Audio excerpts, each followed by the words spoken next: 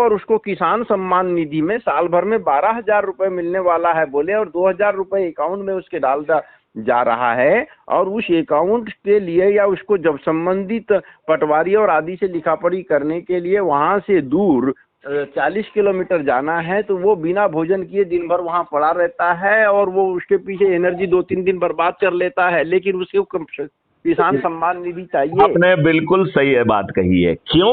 क्योंकि आपके ऊपर गुलामों के नियम कानून थोपे हैं। यदि यही नियम उल्टा हो कि पटवारी जी किसानों के पास जाएं और किसानों जो ना किसानों को राशि मिल गई, कहा ना कि सैद्धांतिक रूप से हमारी बातें बहुत ही अच्छी है और परिणामदायी दृष्टिकोण से कि इसका रिजल्ट क्या होगा, रिजल्ट की दृष्टि से भी यह बात बहुत अच्छी है। बीच की कड़ी प्रायोगिक टूटती है, नहीं प्रायोगिक कड़ी व्यक्ति पर निर्भर करती है। क्या रोकड़े साहब, मुझे प्रायोगिक कड़ी के संबंध में क्या हम 2-3 जो है सेशन कर सकते हैं जिसमें हम लोग विस्तार से बात करें, और मैं समझाने की कोशिश करूंगा कि वो प्रायोगिक कड़ी उतनी ही मजबूत है। हम आज उस प्रायोगिक कड़ी को इसलिए कमजोर मान रहे हैं क्योंकि हम गुलामों के नियम कानून से जिससे बंधे हुए हैं उसकी दृष्टि से देख रहे हैं। वहाँ समस्या वही है। तो वो गुलामों के नियम कानून में आमूल चूल परिवर्तन हो जाएगा और वो आज जैसा कॉस्मेटिक चेंज नहीं होगा, उसकी आत्मा बदल दी जाएगी। बिना थाने जाए FIR दर्ज होगी।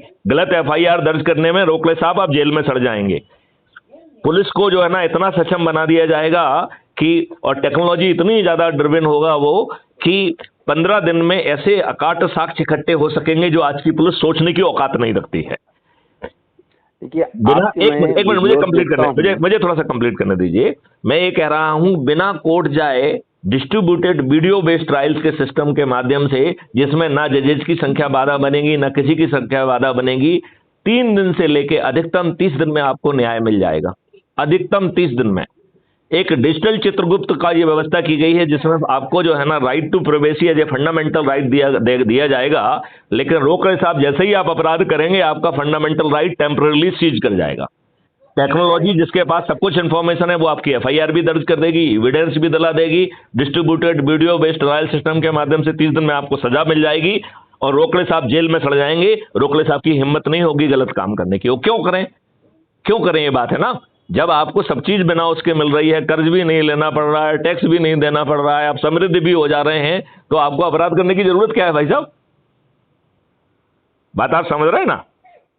अब देखिए, अगर आपने इसके लिए ऐसी इंटेलिजेंसी डेवलप कर लिया है, ये तो इंटेलिजेंस ऑलरेडी डेवलप्ड है, इसके बहुत सारे मॉड्यूल्स डेवलप किया है तो उस बारे में लेकिन मैं भी, ये आज बच्चों का खेल है। जो मैं बात कह रहा हूं उसमें कोई भी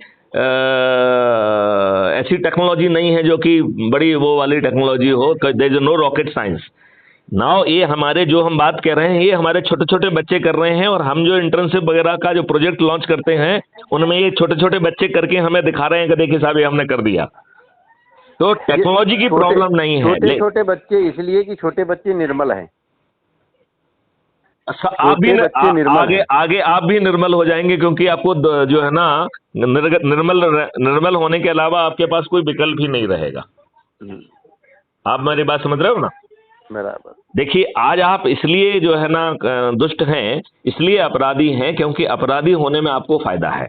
यदि आप बड़े अपराधी बन गए तो इतने ज्यादा फायदे हैं कि आपने खोखा लगाया, कहा कि मुझे खोखा भेजो, और रोकड़े साहब के पास पैसा नहीं है तो रोकड़े साहब अपना मकान बेच के हमको पैसा देंगे कि नहीं देंगे? तो अपराधी होने में आज फायदा है।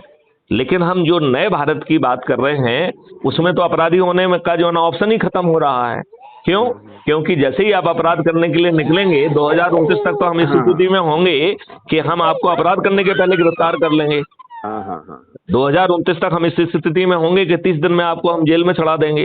तो आप भी बताइए, जेल में सड़ने के लिए आप अपराध क्यों करेंगे? यदि आपको उसमें अपनी हानियां दिखाई देंगी और फायदा जीरो भर का नहीं होगा, और दूसरी तरफ आपको समृद्धि मिल रही है, सब कुछ मिल रहा है, आपको कर्ज भी नहीं लेना पड़ रहा है, टैक्स भी नहीं देना पड़ रहा है, तो ऐसे अद्भुत भारत में आप अपराधी क्यों बनना चाहेंगे? ये बताइए ना मुझे। नहीं, आपकी स्कीम से बहुत अच्छी है। मैं दिल्ली निकल रहा हूँ आज और वहाँ से लौट के आता हूँ। तो आप एक काम करिए, इसमें जो मैं आपसे प्रार्थना करना चाहता हूँ, क्योंकि आप सिस्टमैटिक किताब भी लिखते हैं, ग्रंथ भी लिखते हैं, तो आपने मुझे जो सुना है और नहीं सुना है तो कुछ वीडियोज हमारे क्राइम फ्री भारत। नहीं, बिल्कुल, मैं बीच बीच में आपके वीडियो सुनता हूँ जी और मैं आपको बिल्कुल माफ कीजिएगा, मैं बड़ा स्पष्टवादी हूँ। जी मैंने आपके जितने भी वीडियो सुने हैं जी उसमें मुझे दोनों कड़ी बड़ी स्ट्रांग दिखी है। जी। पहली सैद्धांतिक और हम्म दूसरी रिजल्ट। हम्म। रिजल्ट, अब प्रश्न उठता है प्रायोगिक कड़ी, हमारी प्रायोगिक कड़ी टूटती है तो रिजल्ट हम प्राप्त नहीं कर पाते हैं। प्रायोगिक कड़ी बनाने की जिम्मेवारी शासक की है। हम शासक हमारे को यहाँ एक पर मिनट एक मिनट एक मिनट हमारी इस एक एक मिनट लोकतांत्रिक व्यवस्था में इस शासन रूपी कड़ी नहीं है। एक मिनट मैं इसको थोड़ा सा स्पष्ट कर दे रहा हूं। इसमें जो है अज्यूम करिए कि प्राइम मिनिस्टर को मान लेते हैं कि वो कड़ी है, राइट।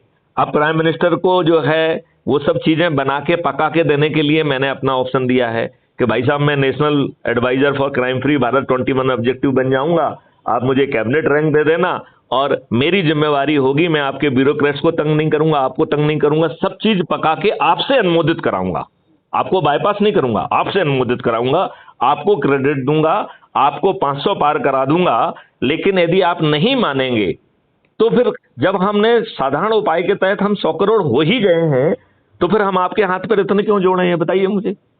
हम बड़ी बहुत आसानी से। अच्छा है और बहुत बड़ा आपने मिशन शुरू किया है जी, मेरे ओर से ढेर सारी बधाई। मैं चाहता हूं कि रोकले साहब सिद्धांतिक तौर पर हमारे साथ खड़े हों। नहीं नहीं, मैं सैद्धांतिक रूप से आपके साथ हूँ, जी। था और रहूंगा, इसमें कोई तो दो आप मत की दिल्ली बात से नहीं। कब लौट के आ रहे हैं?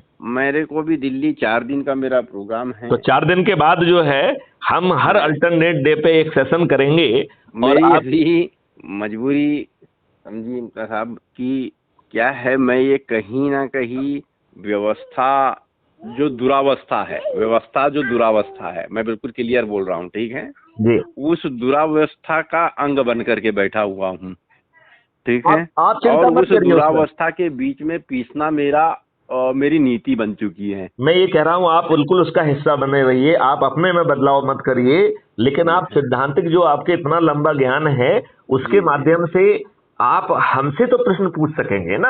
नहीं बराबर, मैं 4 दिन के मैं बाद आपसे लौट तो के इतना आता ही हूँ। चाहता हूं कि आप उसमें हमसे प्रश्न पूछें और धैर्य से पूरा जवाब सुने, क्योंकि नहीं, मुझे मालूम है आपने उसकी बहुत बारीकी से अध्ययन किया हुआ है और जी बारीकी से अध्ययन करके उसके हर पहलुओं पर चिंतन भी आपने किया है, जी मुझे मालूम है। जी। मैं आपसे डिबेट करने की स्थिति में नहीं हूँ।